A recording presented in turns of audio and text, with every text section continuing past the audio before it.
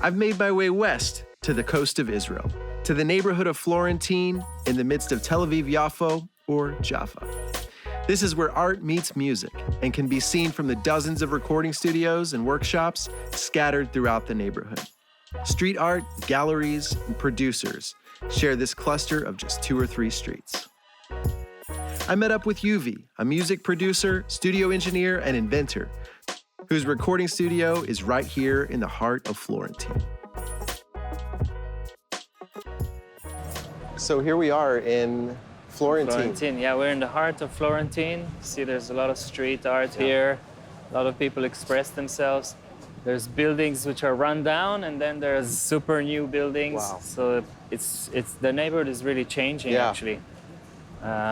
But you know, wherever you go, if you ask 2 people, one of them will be an artist, and the other one will be a musician, probably.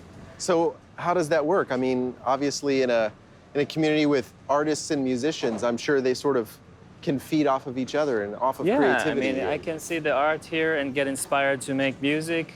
So the community is growing from that. And you know, you can feel it in the street. There's a lot of creative energy and life here. Wow, absolutely. Well, it's interesting because the country is, you know, just a little over 70 years old only. Yeah. And just to see, I mean, none of this was here 100 and something years ago. I mean, you know, it's just built up. And so Israel is sort of on fast forward, you know? Yeah, it's true. And that's why they built this neighborhood very, very quickly, because they had, you know, immigrants coming to Israel and making aliyah, and they had to put them somewhere. So they built this neighborhood very quickly. And that's what we're left with now in terms of infrastructure and stuff. Infrastructure, some architecture, different things like that. Yeah. I mean, it's not the prettiest neighborhood in Tel Aviv, but it's definitely the most. But it's got unique. A lot of character. Yeah, it's really and cool. the art, you know, the street art is making everything even cooler. Yeah. I think. Wow.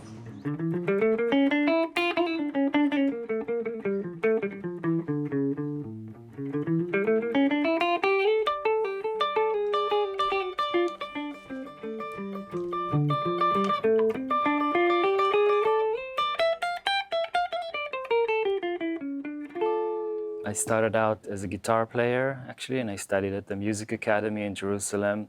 And my goal in life was to be the best guitar player in the world. You know, that was like the thing. I had that fire. But then when I studied music, I actually kind of switched into production, more music production, because I was interested in how to produce a whole band instead of just myself playing. And I really got into production, but at the same time I had a band and we were touring, and that was great fun. What kind of band was it? It was a funk hip-hop band, actually. And we toured a lot in the States and in Europe. What's the feel of the music that's produced around here? Maybe it's not all the same, but maybe there's similarities. But what's the feel of it? You know, maybe if you can describe what it sounds like.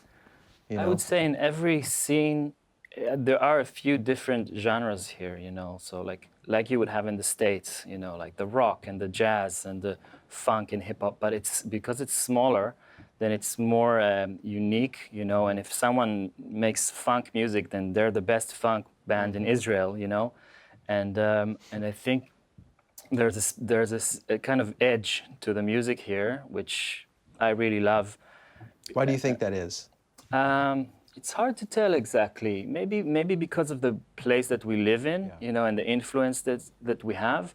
So you can have like music that would be influenced from here, from Israel, or from like Middle Eastern sounds, which you wouldn't normally get like in the States or, you know, in European music. Yeah. So we get this influence, and also because it's so, you know, small and concentrated, people have to be the best, and they're like.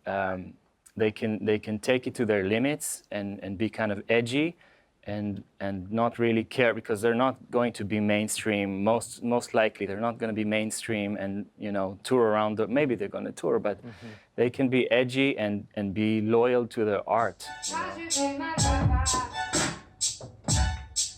So let me show you something else that I'm doing, except for music production. I'm really into electronics. So I built this huge instrument. I'm going to show you the video.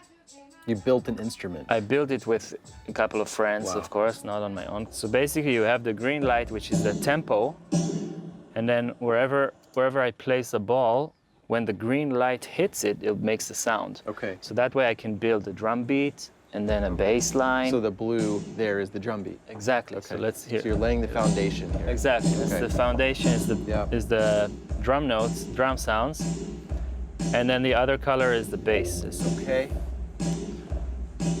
I'm actually making a tribute to a famous song here. Yes. Tell me. Yeah. Little Michael Jackson here for us. Yeah, Billie Jean. This is good. It can really teach kids, you know, and anyone actually how music is made, because that's something you didn't, you know, if you don't make music, you don't really think about it. Sure, absolutely. So you you can could definitely grab their attention. Really. Yeah, and you can actually learn something. Maybe someone will get into electronic music from this thing. That's my goal. Like, you know. Oh, that's great.